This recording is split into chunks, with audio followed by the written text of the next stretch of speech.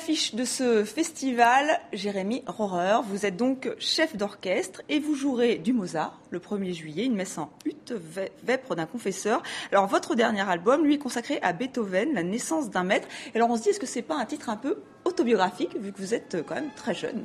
Ah non, pas du tout, pas du tout. C'est sans rapport avec ma petite personnalité. Non, c'est plutôt, vous savez, Beethoven occupe une place dans l'histoire de la musique très très importante de par son tempérament, de par la manière dont il va bouleverser les formes et l'incidence qu'il va avoir sur les autres compositeurs. Et moi, ce qui m'a intéressé dans cet album, c'est un peu de montrer le moment où toutes ces forces un peu éparses au départ se cristallisent et forment ce qu'on peut considérer comme les premiers chefs-d'œuvre de Beethoven et qui vont avoir énormément d'influence donc sur la postérité. Alors justement, on écoute un extrait de cet album, un premier enregistrement chez Ambroisie. On va se taire quelques petites secondes pour écouter donc Beethoven.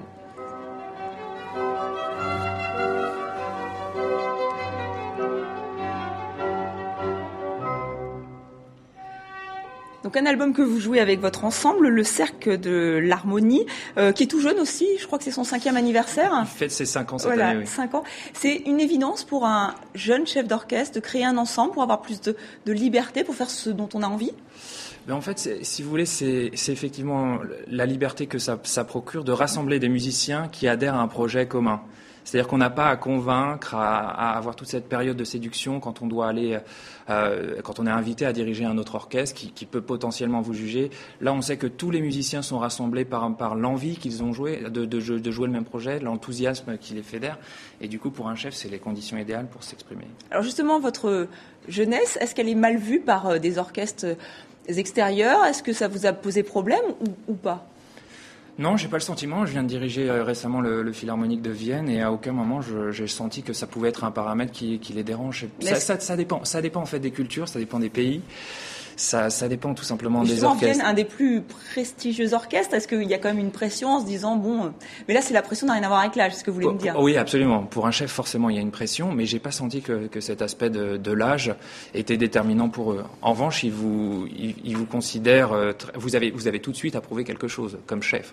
Et finalement, ça s'est bien passé?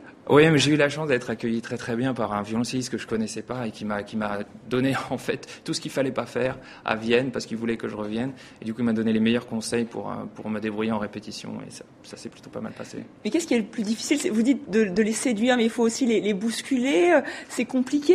C'est très compliqué, c'est un équilibre entre les deux, puis ça dépend de l'orchestre que vous avez en face. Certains orchestres n'aiment pas du tout être bousculés, d'autres n'attendent que ça. Donc c'est un métier éminemment psychologique, il faut vraiment sentir et être en mesure de palper l'instant présent pour pouvoir agir et réagir à ce que les musiciens attendent. Et il y a de plus en plus de jeunes chefs, c'est nouveau cela aussi dans la musique classique? C'est assez nouveau, ça a changé il y a je dirais 10-15 ans, mais aujourd'hui il y a toute une foule de jeunes chefs qui commencent à s'exprimer à travers le monde et finalement c'est plus un métier qui est réservé à un âge canonique quand on a dépassé la soixantaine. Et je pense que c'est bien parce qu'il n'y a aucune raison que finalement la jeunesse ne s'exprime pas dans la direction. Alors Emmanuel Haïm disait aussi qu'il y avait de plus en plus de femmes et que c'était tant mieux. Alors absolument. On parlait de Beethoven pour ce dernier album, mais aussi Mozart. Vous aimez beaucoup jouer Mozart et on vous retrouve au Théâtre des Champs-Élysées avec Idoménée. La première aura lieu le 15 juin, donc c'est très très bientôt. Vous êtes en pleine répétition et nous avons des images de ces répétitions. On regarde.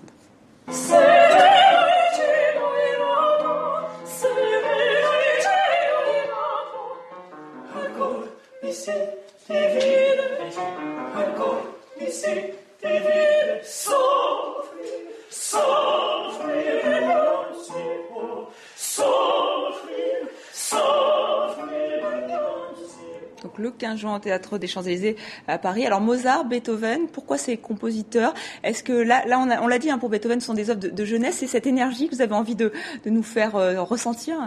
Oui, absolument. C'est ce que je vous disais, c'est le moment où les forces d'un génie se cristallisent. Dans le cas de Mozart, c'est un peu pareil. En fait, on imagine qu'il y a une espèce de génération spontanée comme ça qui éclate. En fait, non, c'est une vraie éponge qui s'imprègne de toutes les expériences qu'il a vécues. Et ce qui est magique chez Mozart, c'est qu'il arrive à en faire une synthèse qui transcende toutes les influences. Donc, ce moment où vraiment le génie prend forme, moi, je trouve ça particulièrement émouvant. Et c'est vraiment le cas d'Idoménée, comme de Beethoven, du Beethoven qu'on présente dans dans l'album. Alors souvent les artistes lyriques viennent de familles, hein, ils ont baigné dans un milieu musical. Vous, ce n'est pas votre cas. Alors comment vous avez eu le déclic? Comment vous vous êtes dit, moi je veux être chef d'orchestre? Parce que c'est quand même un rôle éminemment important vraiment c'est le rôle central. Alors pourquoi ce rôle-là?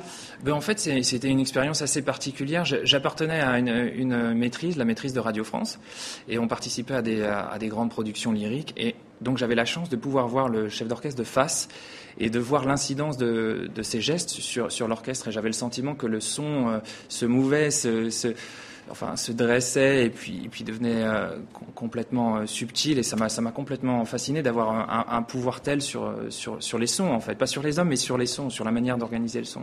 Parce que c'est vraiment les gestes, parce que ça peut sembler abstrait le rôle du chef d'orchestre. C'est vraiment il y a un toucher, expliquez-nous, essayez de définir un peu ce rôle un peu mystérieux du chef d'orchestre. C'est assez fantastique parce qu'on découvre, en plus on apprend toujours, mais en fait chaque geste, avec les grands orchestres, par exemple avec le Philharmonique de Vienne, si vous faites juste ça va avoir une incidence sur l'orchestre. Je me souviens que là très récemment, il y avait un chanteur qui se décalait entre le premier et le deuxième temps. J'ai fait juste ça pour le rapprocher et tout l'orchestre était là. C'était fantastique.